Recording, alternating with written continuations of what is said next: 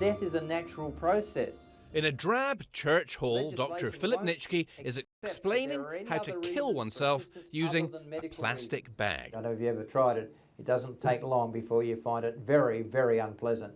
That's not how this method works.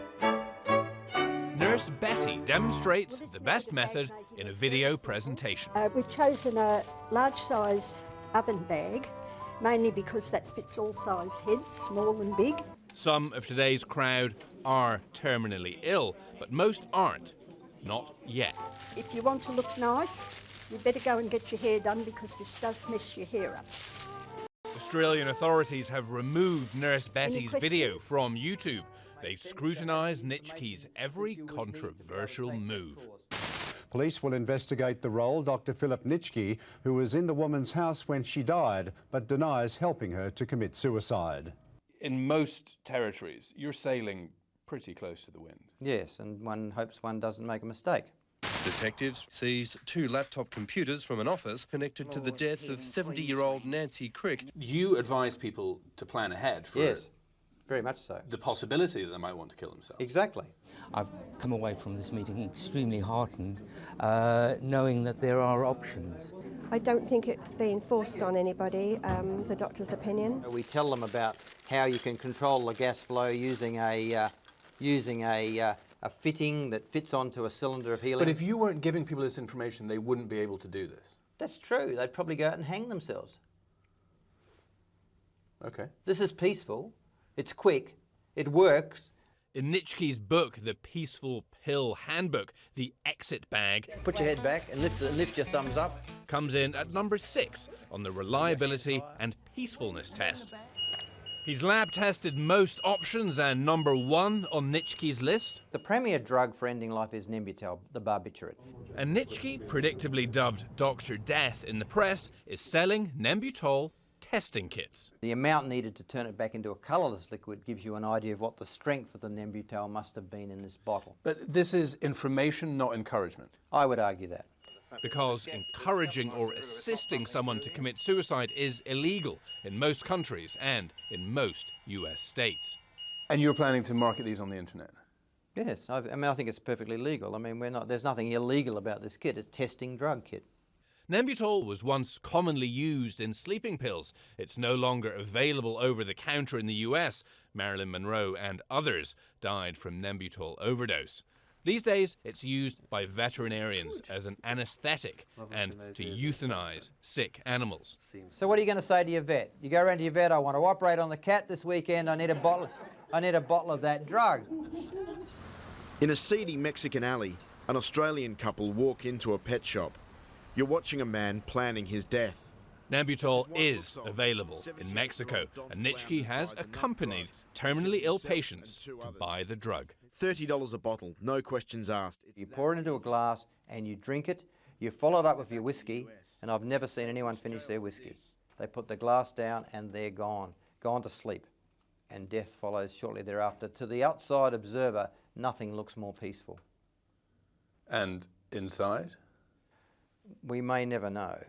We may never know. It's just a sterile liquid that comes in a 100ml bottle. At closed workshops open only to those who pay a fee of around $40, are over 50 years of age and of sound mind, Nitschke gets into more detail.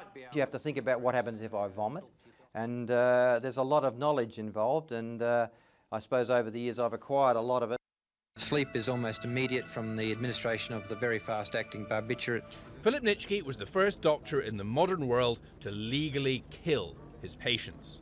I built a machine, they pressed a button on the machine delivered the drugs, and they died in the arms of the persons they loved. In 1997, his home state, Australia's Northern Territory, legalised doctor-assisted suicide. Death occurs within a few minutes. In all, Nitschke helped 4 people die before the law was overturned. Bob Dent died last Sunday. We shared a meal and we shared a drink, and then he indicated that he wanted to proceed. Did you have a moment of uncertainty, a moment of, am I doing the right thing here? No. I mean, I knew I was doing the right thing. We're not dealing with children. Now that it's illegal in his home state, Nitschke has hit the worldwide lecture circuit.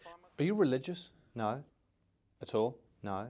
Outside today's conference, He's met protesters with claim the passionate suicide protest tools most would increase places the he numbers. goes. When he arrived in London, he was questioned for 9 hours before the British would even let him into the country. We've been fingerprinted and we've been interviewed at length, and finally the decision was made, and we're very grateful and glad that common sense seems to have prevailed. Euthanasia in some form is currently legal only in Thailand, Switzerland, Luxembourg, Belgium and Holland, as well as Washington State and Oregon. In most of those places, you must be terminally ill to qualify. Not so to join Exit International. It doesn't have to be serious disease. It doesn't have to be pain. I think we should respect the right of rational adults to make this choice. Are you ill? No, not really. I don't take to old age very well.